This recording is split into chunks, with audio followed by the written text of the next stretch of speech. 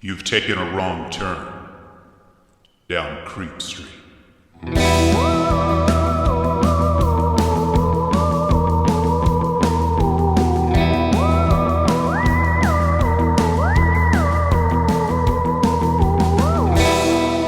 Hello, citizens of the Milky Way. This is Dylan Hackworth. And I'm Maureen Bogey. And this is the Creep Street Podcast. As always, real quick up front, follow us on Twitter at Creep Street Pod. Follow us on Instagram at Creep Street Podcast, like our Facebook. If you're listening on Apple, please give us a rating and subscribe. It just takes a second, and you would not believe how much it helps us out. It really does. It's huge. Gets us up in that algorithm. But of course, listen to whatever you listen on. If you listen on Spotify, Stitcher, CastBox, you do what you do, okay? We don't want you yet. Just listen. But if you're listening on Apple, just take a sec to give us that 5 stars, baby. Hell yeah. All right, let's get started. Okay. Today, we're talking about ritual games. Ritual games. So this is something everyone, even if you don't know that term, everyone's probably familiar with ritual games. Yes. This is, and I'm going to, not to spoil anything, but some of the ones we're going to be covering, most famously, Light as a Feather, Stiff as a Board, Bloody Mary, Charlie, things of that nature. Yes. A lot of sleepover type games. A lot of sleepover type games that have very sinister backstories and sometimes sinister results. Very true.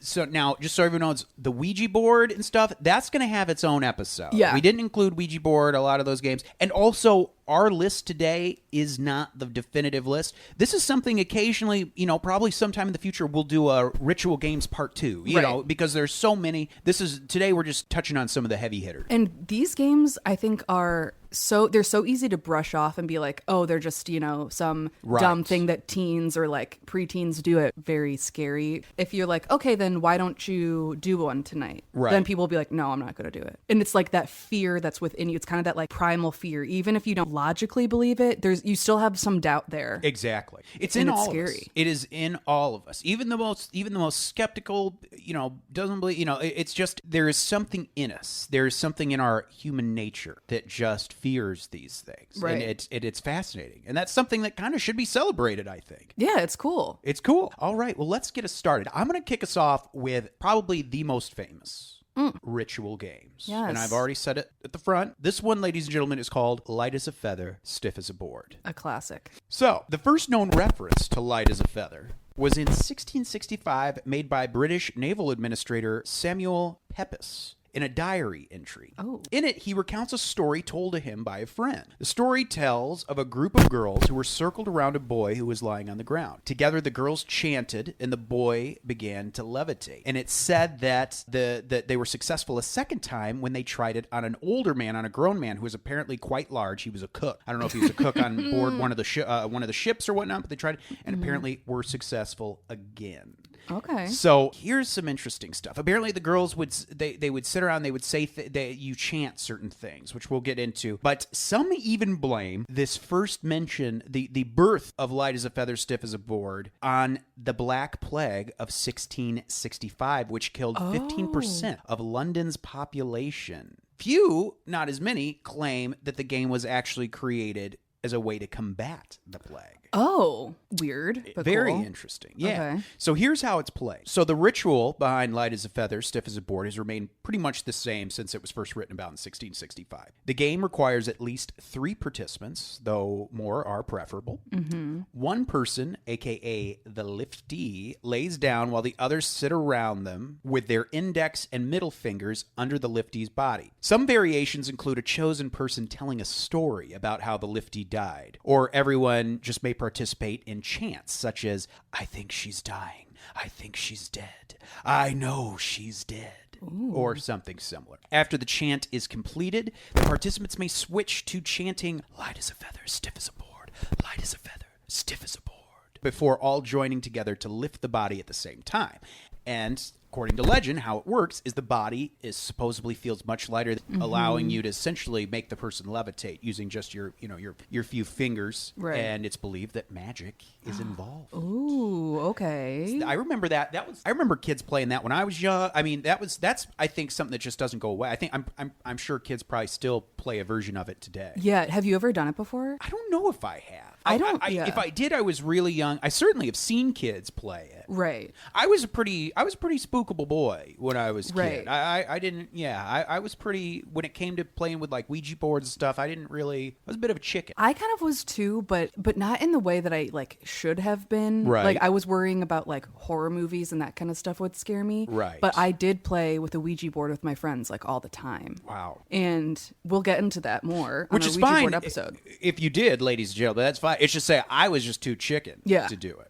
No, and yet no, it's fine. And we'll get into my Ouija stories later. Ooh, but please, but yes. yeah, so I don't know why I never played Light as a Feather, Stiff as a Board, because I did these like types of games with friends, but I don't know why we never did this one. Yeah. But it's like so popular though. Like it's so prevalent in movies and in my mind, it's kind of it's the OG. It's the original True. ritual game. Right. What do you got for us? Okay, so I've got a ritual game that is very spooky and weird. It's called Three Kings. Ooh, okay. So this should not be confused. There is a Mardi Gras voodoo ritual called Three Kings as well. And not to be confused with the George Clooney, Mark Wahlberg film, Sure. Three Kings. So there's a lot, and not to be confused with the kings from Christmas time. Oh, yes. Not to be, confused. So there's with lots of kings. Lots of kings. But that this come one, in threes. Yeah. Hello. But it's hard to beat Clooney and Marky Mark. And I think, was it Ice Cube? Is he the other guy? I have never heard of this. But anyway. Anywho,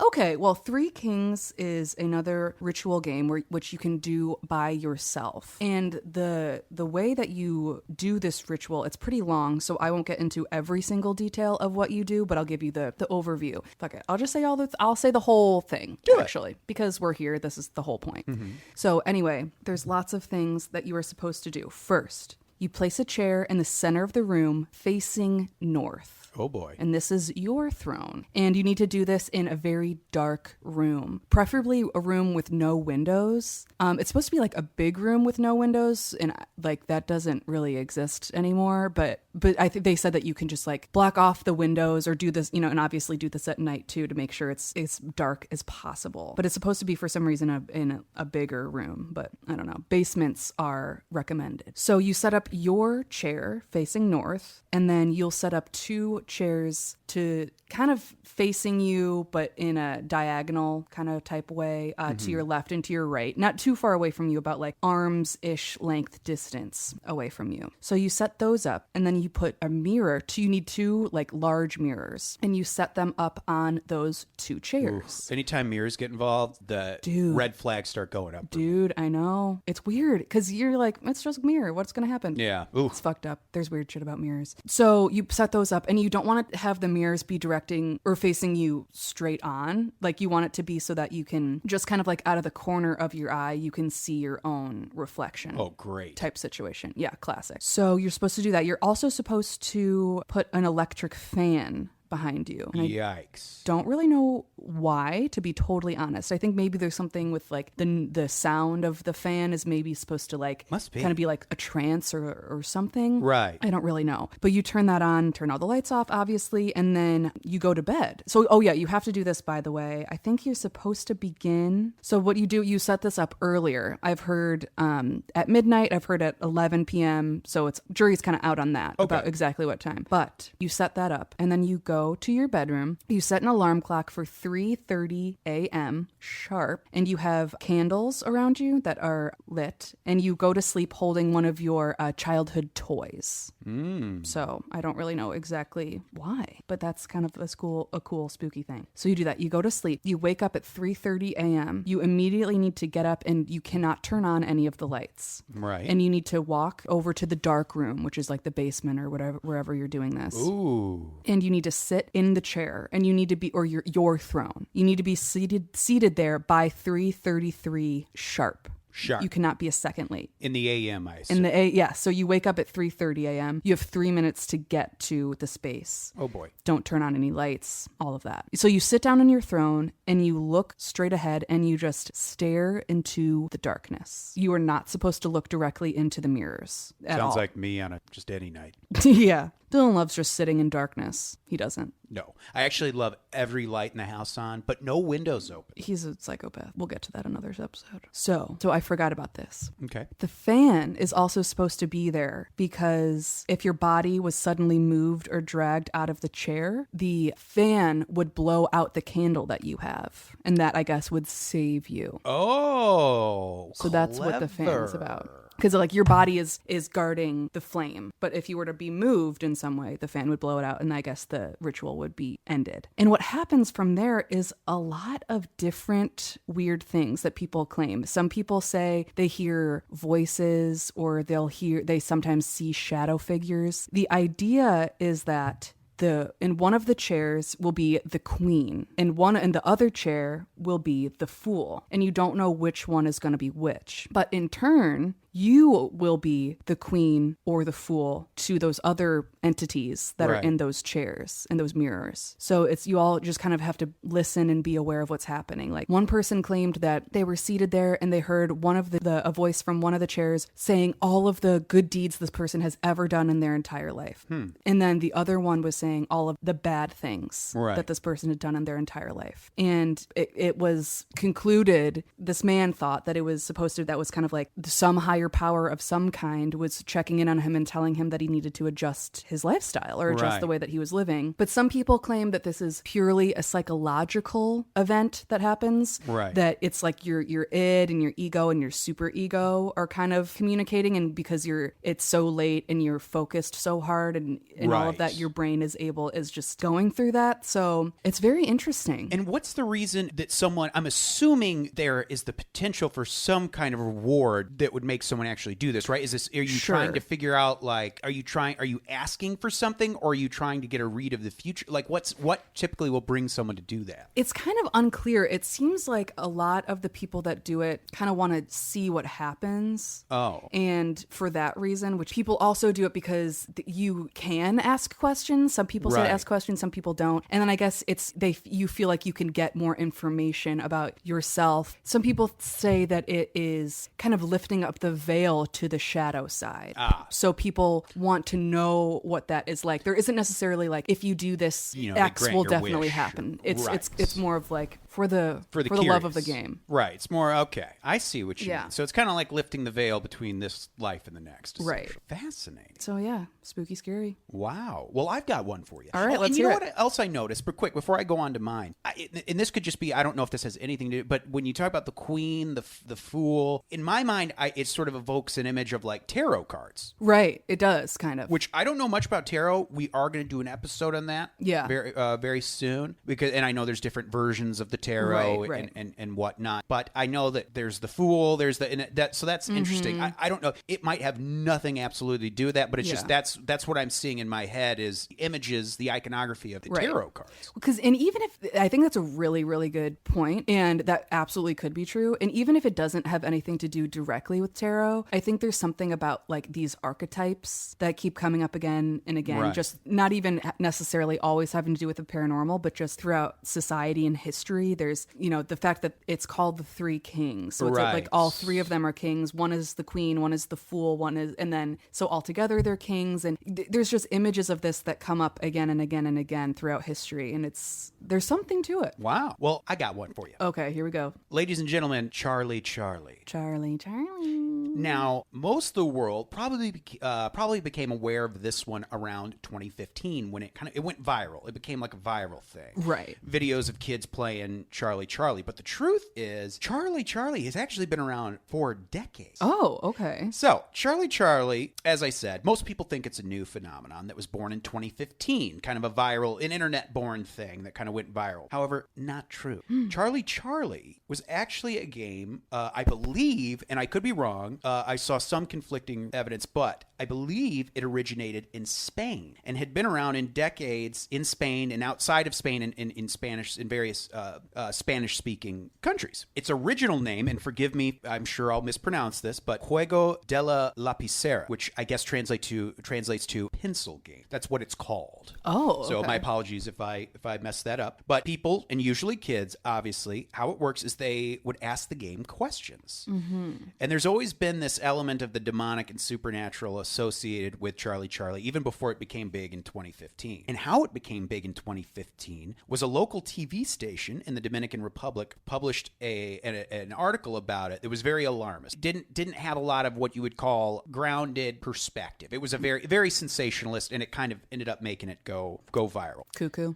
So, who is Charlie Charlie? Before I describe to you how the game's played, who is Charlie Charlie? Yeah, come on. Well, stories vary widely. Some say he's a child that committed suicide. Others say he's a child that died in a car accident. And even though from what I've read, it seems like this is pretty much not accepted at all. Even some claim that Charlie Charlie is an old god of early Mexican paganism that now just kind of hangs out with the devil. But I saw online an article that said that this actually, there was no such thing as this kind of a god. So who knows? I'm just reading what I find, because there's obviously not a lot of information on this. So yeah, these things are hard to research because there's either a ton of information that is all very different and not really verified anywhere. Like you find one piece of information, but it's not corroborated. Right, corroborated. No, I get it. Anywhere else. So the researching these, it's difficult. Well, and as you would expect, for the most part, with exception to like Light as a Feather, a lot of these have been reborn and repackaged depending on the culture, and they've kind of taken on new forms and whatnot. And that's also kind of fun.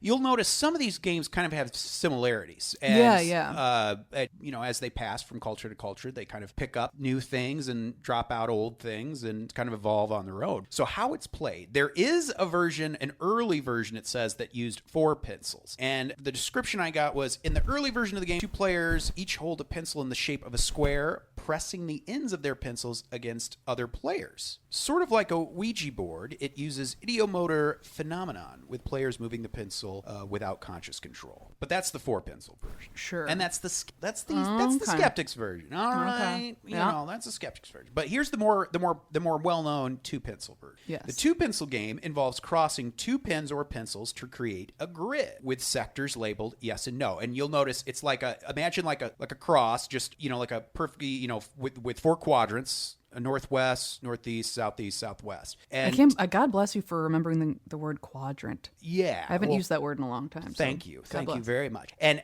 typically how it is, it's usually like there'll be the yeses and nos will be on opposite sides. So there'll be like, for example, like a yes in the northwest and the southeast, a no in the northeast, southwest. Right. And you've got one pencil laying flat and another laying on top of it that's kind of propped up. And so what you do is you ask this entity, you ask Charlie, you ask him a question, and this upper pencil, it will rotate to answer, and will point toward yes or no to indicate the answer to your question. So the first question everyone asks by speaking into the pencil is, can we play? Or are you here? Or are you there? Top pencil is then balanced and, of course, moves on its pivot to indicate Charlie's answer. Oh, no.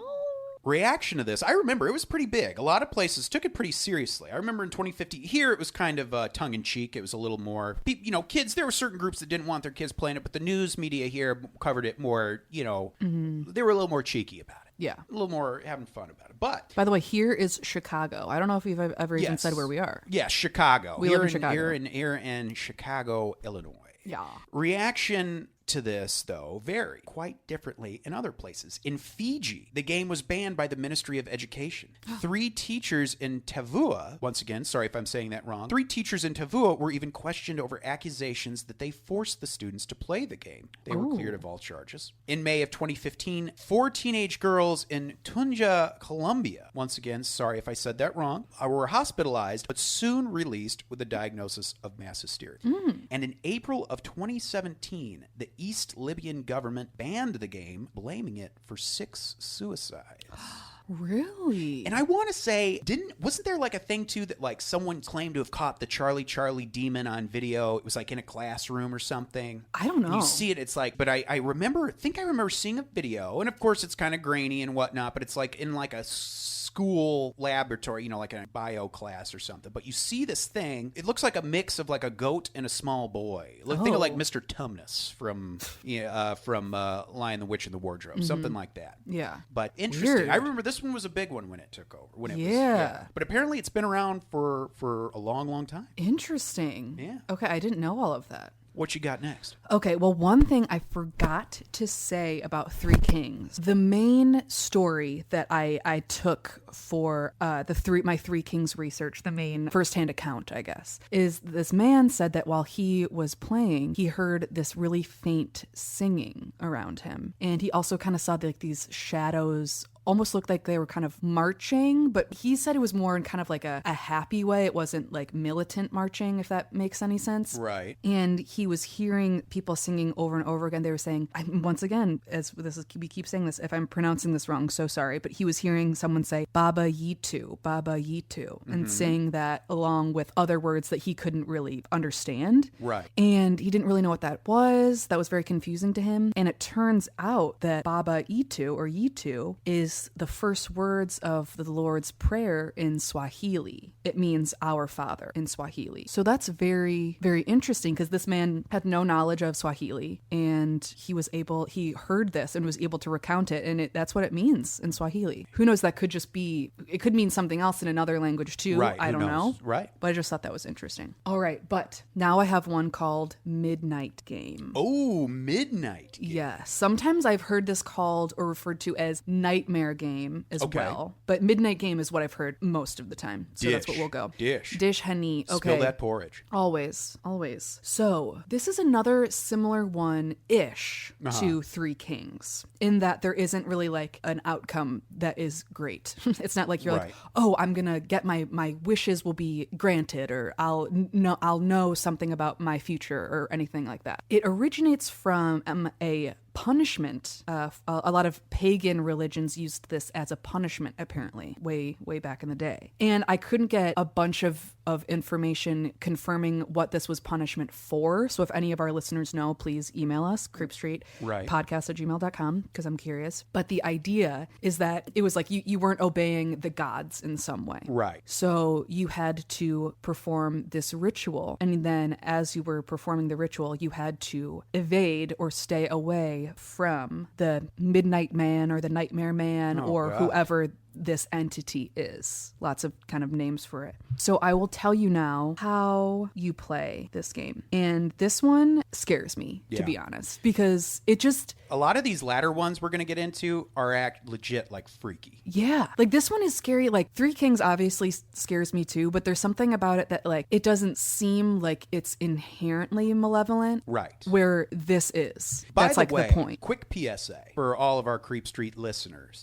Obviously, the law of the land of almost the entire world right now is stay indoors. Yeah. If you got the moxie to try some of these games out, tell us about it. Please. Tweet at us or email us at creepstreetpodcast@gmail.com. Tell us what happened, and on the next episode we'll read your experiences right on the show. And we really will. Yes. So if you guys want to give it a shot, tell us what happens, and we'll read it aloud. Yes, please. Keep going. Oh yeah, absolutely. Because I can guarantee you, we will not be doing these, but we want someone else to. Yeah. So the Midnight Man / the Midnight Game. You have to begin your ritual at exactly 12 a.m. midnight. Oh boy. Or else it will not work. Okay. So you need a few things. You need a candle, a classic, a piece of paper, a pen or a pencil, something like that, matches or a lighter, salt, a wooden door, and at least a drop of your own blood. And if you're doing this with someone else, you can do this with a friend. But if you do, you need, 2 separate sheets of paper with your names, and then you each need to draw blood. This sounds like a weird sketch show your friend wants you to come see at Jesus midnight. Jesus Christ. It does. It's like 10:30 on a Tuesday, and you're like, man, I don't know. Yeah, it really kind of does. You're like, oh, it's spooky. You have to come in and write your name on a thing. Right. And you're like, I really just want to watch Gilmore Girls in my bed. So what you do is, once again, start this right at midnight. You have to write your full name, first and middle and last. Ooh. On this, the whole goddamn thing. Social security number. Sure. Credit card information. Driver's license. You don't have to do that. Just write your name. And then put at least 1 drop of freaking blood on it. Let it soak in there, baby. Soak in deep. Then you got to turn off all of the lights in your house. Yeah. All of them. Then you got to go to your wooden door and place the paper with your name on it in front of the door. Now, you take that lovely candle you have, you place it on top of the paper with your name on it. Okay. You light her up, and then you knock on the door 22 times. Seems like a lot. That's a number. That's a lot. What happened to 3? 3, I get like 3. 3 is a hot It's a hot. 3 is a hot one. 3 is hot for many reasons. For many reasons. One, the Trinity of course. So your Father, Son, Holy Spirit. So a lot of demons have been known to use 3 as kind of like mocking the Trinity. And we'll do a show on numerology. Sure. Why 3? 4 is another big one because of the 4 directions, the elements. But anyway, yes. So 22, very interesting. Very weird. And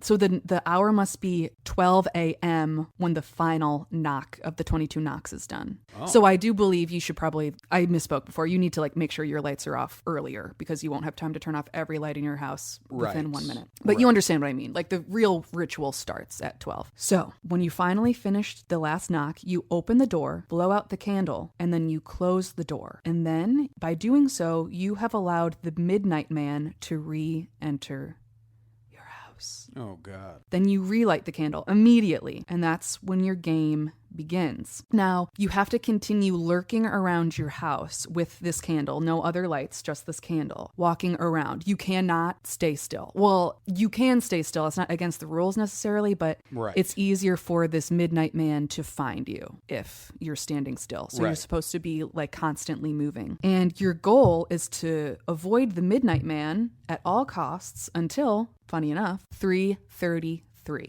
So for 3 hours and 33 minutes, you've got to You're just wandering. Yeah. So that's a damn workout.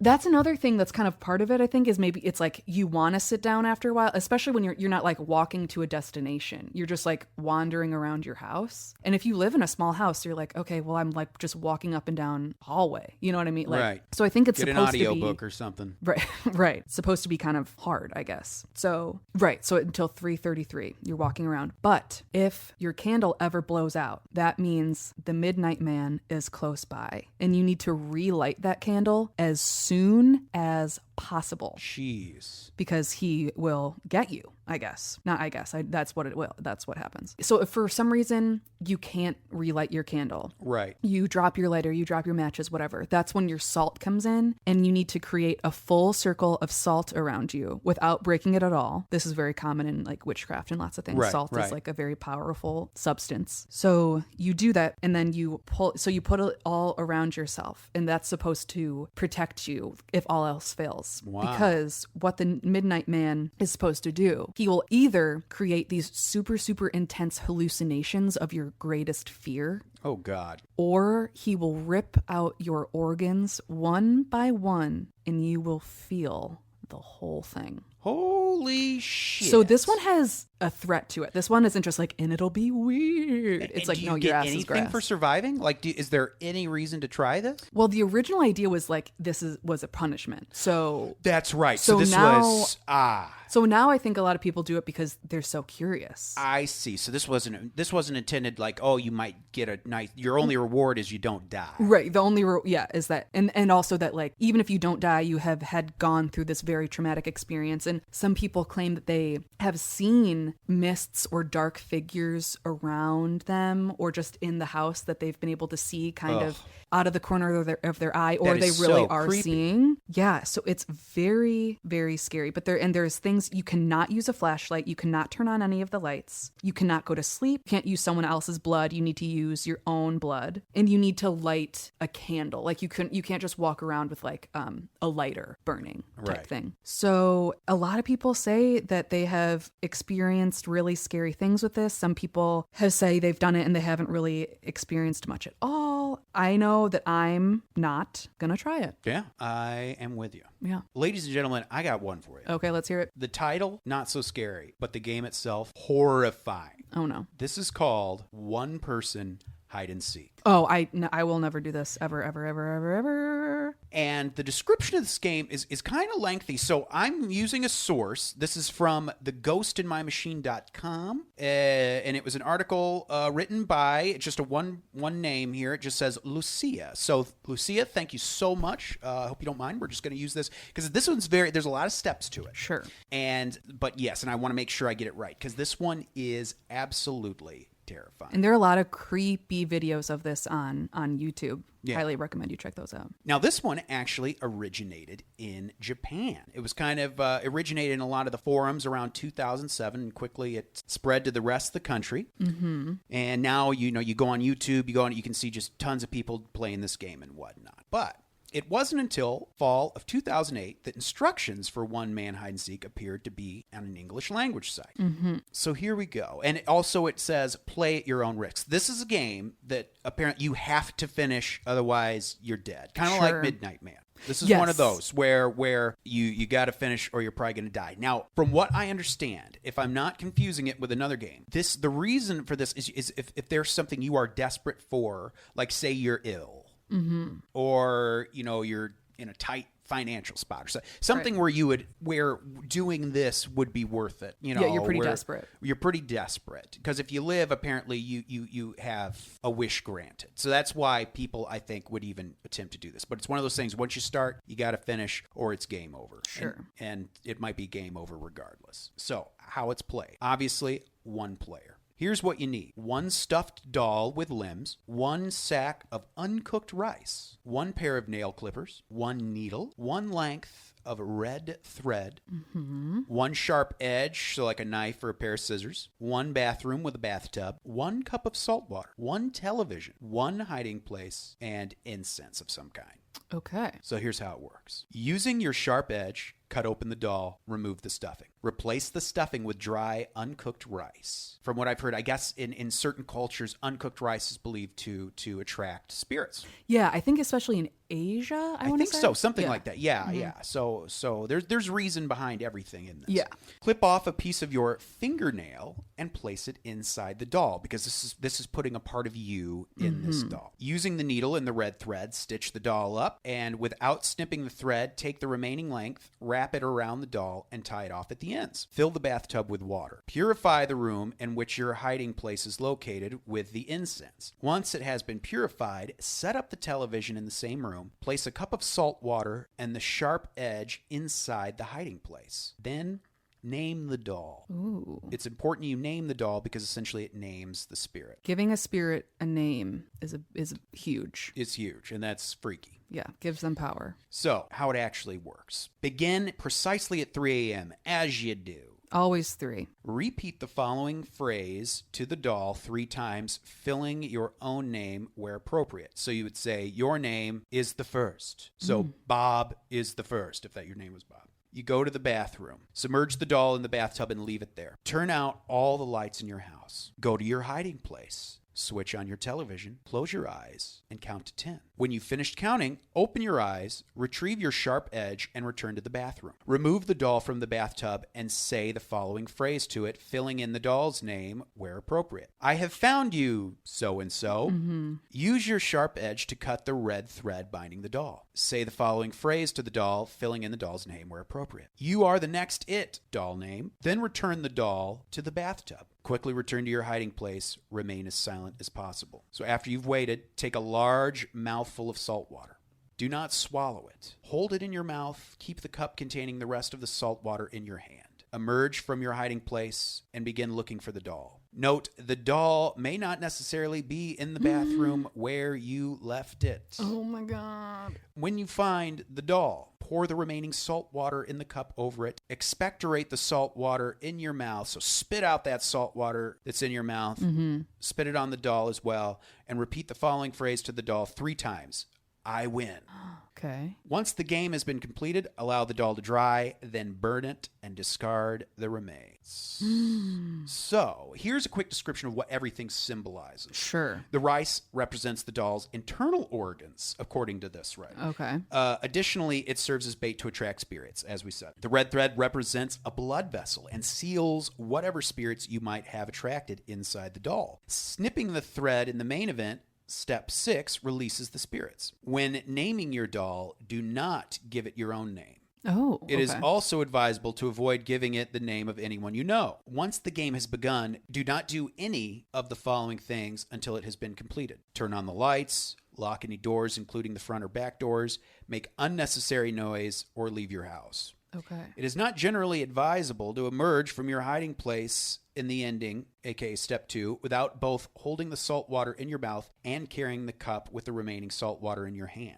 Should anything have found its way into your home during the course of the game, they will act as safeguards and protect you from any harm your visitor or visitors may attempt to inflict upon you. Oh. The purpose of the television is to alert you of the presence of these potential visitors. Should it begin to display abnormal behavior, do not under any circumstances leave your hiding place without the salt water. Do not allow the game to go on for longer than 2 hours. Once it is started, the game must be played through completion. Do not attempt to abandon it partway through. To do so would result in disaster.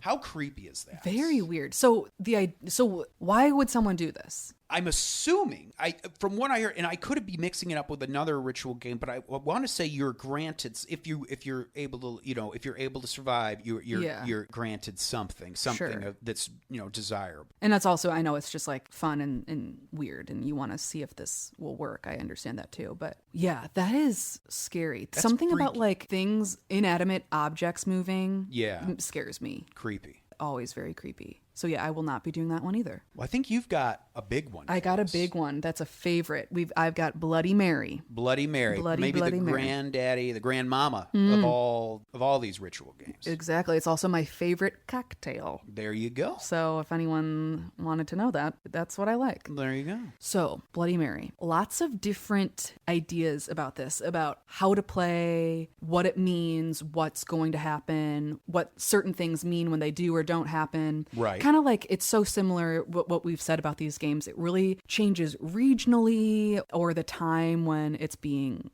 played. Like it changes so much depending on who you ask. Right. A few main things.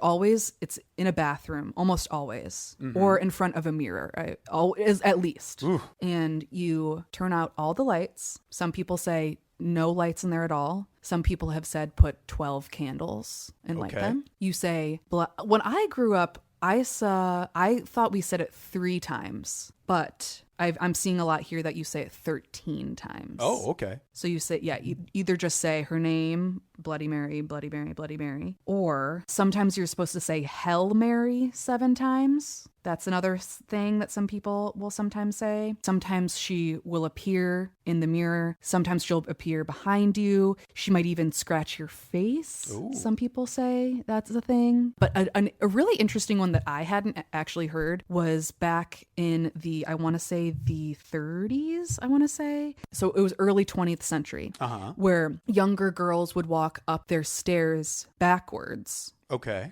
And then they would go to the mirror and they would look in it and do their Bloody Mary ritual, however it was for them at that time. Right. And they would either see the face of the person that they were going to marry, or they didn't see anything at all other than their own reflection. And that meant that they were going to die before they could get married. That's horrible. A bummer.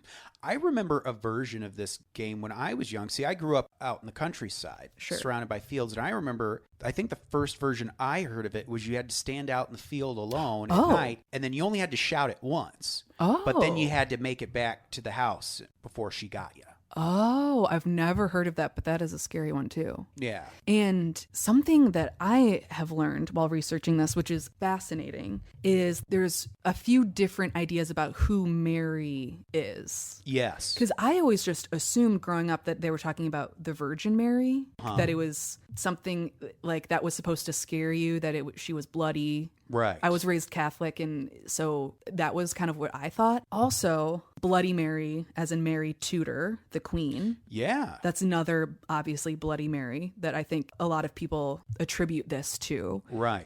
And we are going to do an episode on the Tudors, and especially King Henry VIII and Mary Tudor, because I think this is so fascinating. And even though there isn't a ton of paranormal aspects to it, their story is full of so much emotion and passion and intrigue and crime and everything. So we'll get into the details of that later. But for those of you who don't know, I know we have some British listeners who will probably correct me on some of this. I'm sorry, we don't learn this as intently in school as you probably do. But Mary Tudor, she was known as Bloody Mary because her father started the English Reformation, kind of changing England or Britain to be Protestant. And she was like, no, I'm Catholic. My mom's Catholic. She's from Spain. Like, I hate this. So jumping ahead a lot, fast forward, she's queen. She's like, I'm queen now. Like, fuck this Reformation. I'm rolling it back. Like, we're going back to being Catholic. And she, did it in a bad way where she like burned a lot of people, a lot of Protestants, some pregnant women. So it was a very hard time because at first people were like, we love Mary, like she's dope. And then people were like, oh, she's like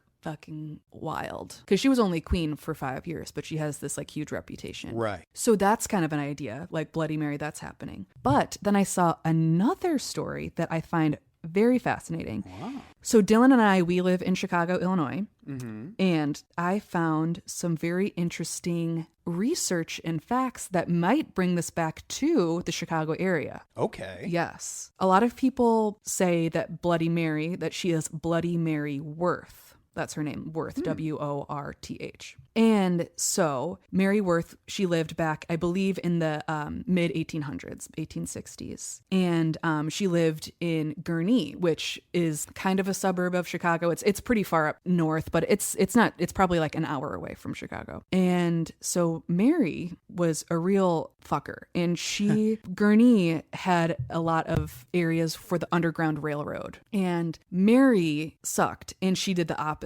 She was like a part of the reverse Underground Railroad, where she would trick escaped slaves under the guise that she was helping them. She was actually returning them to the South or returning them to the slave owners. In actual, like, she's a true monster. She's a piece of shit. Right. And she did this to make money. There was a lot of rumors around her that she also practiced the dark arts, where she would kill and torture the slaves for her rituals. Ugh. Yes. Very, very terrible. Horrible. And she was actually, here it seems, like she was actually lynched on her own property because people hated her so much. Wow. And because they claimed that she was a witch and had she was doing all these terrible things. Right. So she was killed and she was buried. They say it was either in a cemetery or her yard, but it probably was her yard, her property, because they wouldn't have buried her on holy land like that, on a church cemetery. So 100 years later, there's a subdivision that is built on where